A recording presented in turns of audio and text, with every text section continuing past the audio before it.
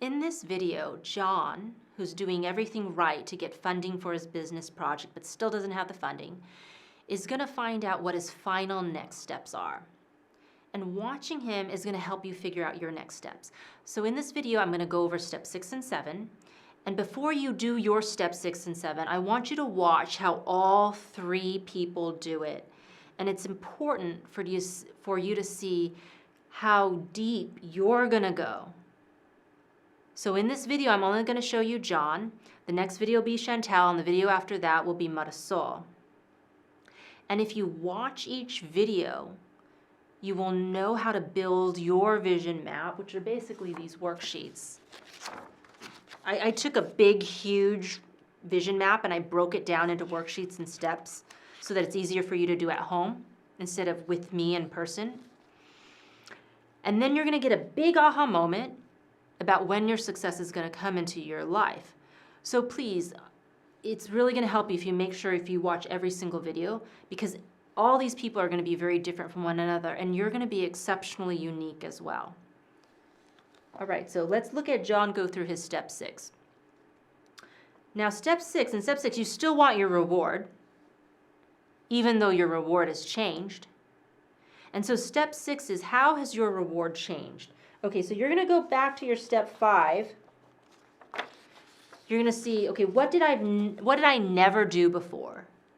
And if you did that one thing, how would it change your reward? Okay, so now let's look at John.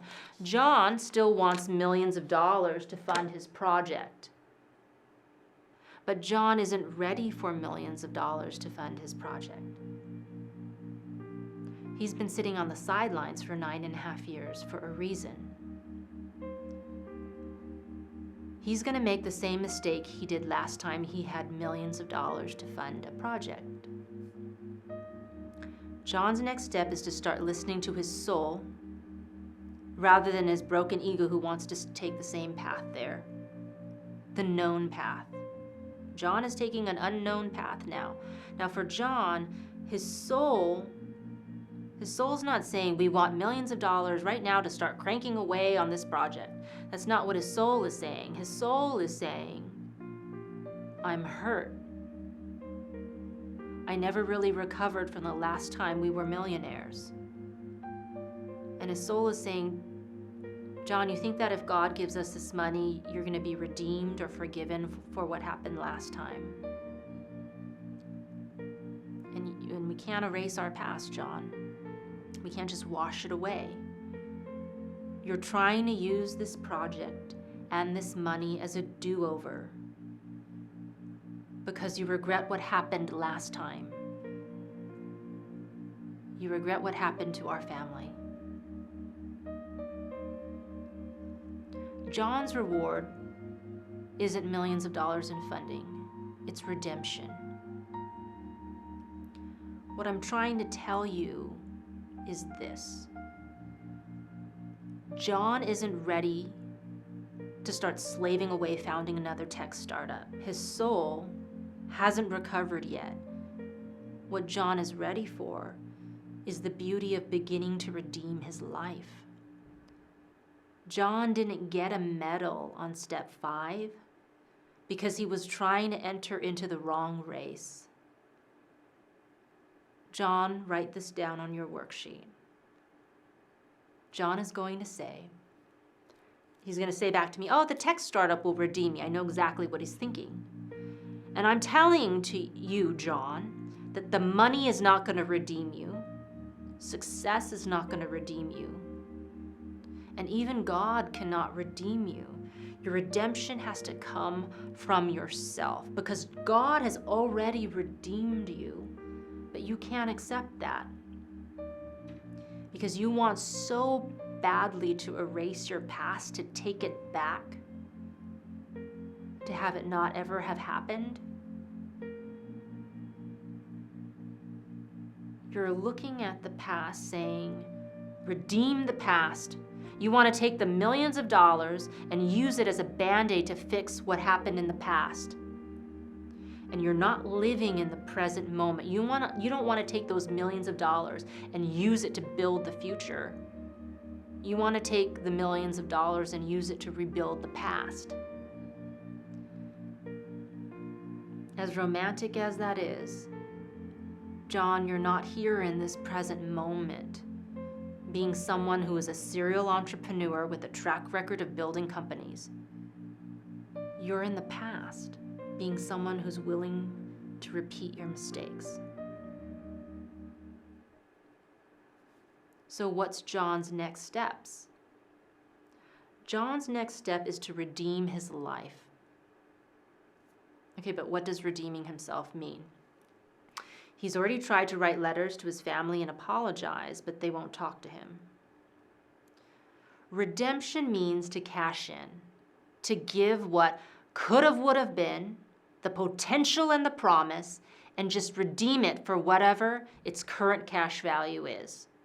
No more big promises, no more, just wait a few years and I'll buy you a Ferrari. It's, right now, I can afford a bicycle. It's about getting real what you have to offer right now. So redemption also means no more fantasies. No more, I used to be a Playboy bunny and men would line up to date me.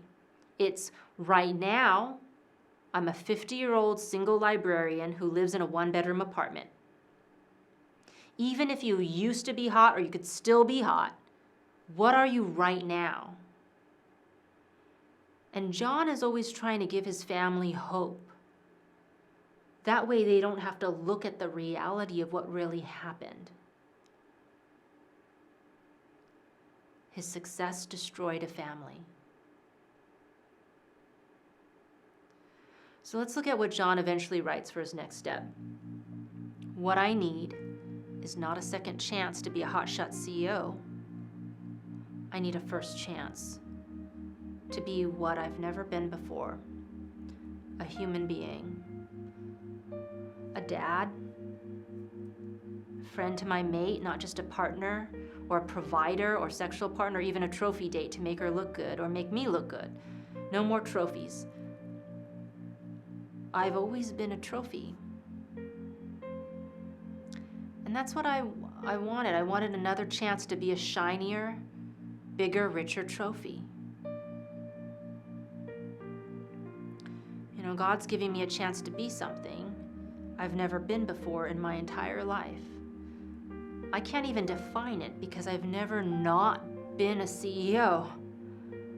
I've never not been the model for the perfect family man. I've never not been perfect. And I feel like going bankrupt and losing my family made me imperfect, and I just wanted God to make me perfect again.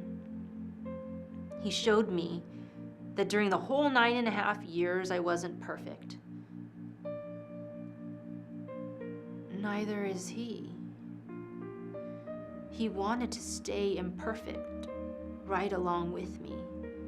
He sat on the sidelines. God could have stepped out onto the field and played a winning game, but He chose to lose or just to sit out.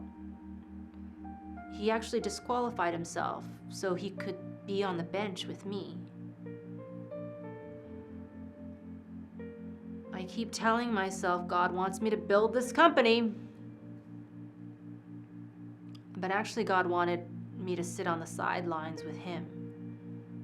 God wanted to be with me. And I think that's what my family wants. They don't want me to build this company. They just want to be with me.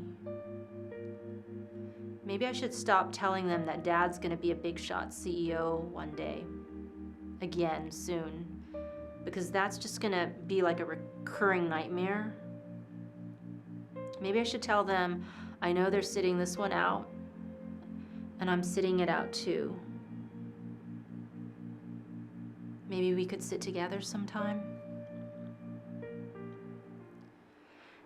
John tells me that he tried this strategy before, and his family still refuses to see him. And what I said to John is, no, you didn't. You went to them wearing your CEO mask, the promise, the potential, the fantasy of this big shot CEO pretending to be a dad.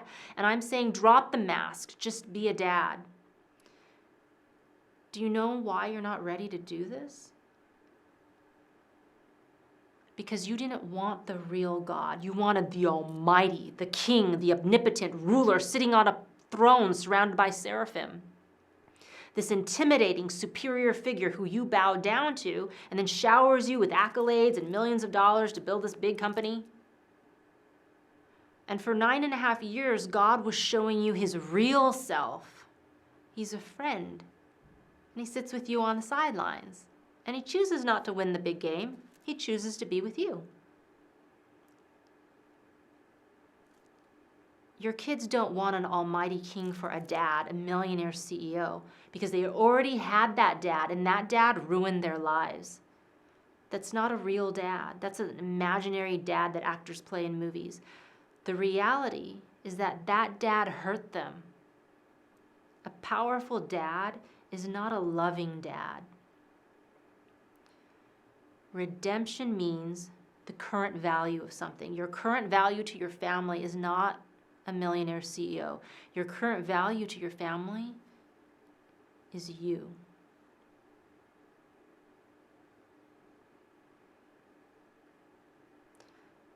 God gave everything to sit with you on the sidelines. He gave up everything to sit with you. John, give up everything to sit with your family on the sidelines. If you do that, you're probably going to make headway on starting your company. And I don't know why it works that way. It just does. It's like the one thing that unlocks every other thing. It's like the one thing you don't want to do is the only thing you have to do. And if you just do it, just like Tyler Perry was homeless all those years, and then he just all of a sudden drove to his strange father's house he hadn't seen in decades and just forgave him, and then boom, his career took off. All you have to do, John, is just to start to redeem your life, and it might move that company forward for some odd reason.